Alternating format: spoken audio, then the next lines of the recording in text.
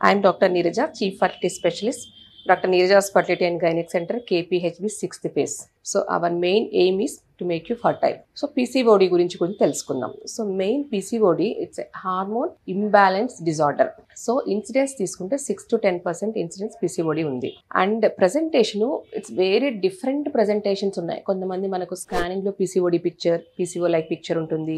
And ఇంకొంతమందికి symptoms wise symptoms లో irregular cycles ఉండడము, ఎక్సెసివ్ వెయిట్ గెయిన్ ఉండడము, అండ్ అలపేషియా, హెయిర్ అంతా థిన్గా ఉంటుంది. ఆండ్రోజెనిక్ హెయిర్ అంట, మేల్ ప్యాటర్న్ ఆఫ్ బాల్నెస్ ఉండడము, అంటే ఇక్కడంతా బాల్నెస్ ఉండడము, హెయిర్ థిన్ అయిపోవడము, అండ్ యాక్నే ఉండడం, అకాంతోసిస్ నైగ్రికెన్స్ అంటారు, ఇక్కడంతా బ్లాకనింగ్ రావడము, and abnormal hair, moustaches, beard and mid part of the body, పొట్ట మీద, బ్రెస్ట్ మీద హెయిర్ రావడము.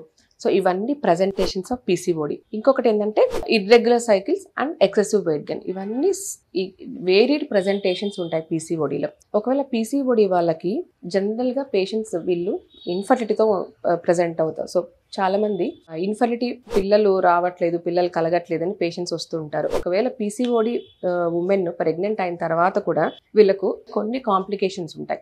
లైక్ ఈ ఎక్సెసివ్ వెయిట్ గెయిన్ వల్ల షుగర్ రావడము, BP రావడము, అండ్ సర్వైకల్ ఇన్కాంపిటెన్స్ అంటారు, అంటే గర్భసంచి మూతి లూజ్ అవ్వడము, బిగ్ బేబీస్ రావడము, అండ్ కొంతమందికి మిస్క్యారేజెస్ అంటారు. సో మిస్క్యారేజెస్ అంటే అబార్షన్స్ రావడము, అండ్ బ్లైటెడ్ ఓవం, అంటే ప్రెగ్నెన్సీ వస్తుంది కానీ ఎంప్టీ శాక్ ఉంటుంది. ఇవన్నీ కాంప్లికేషన్స్.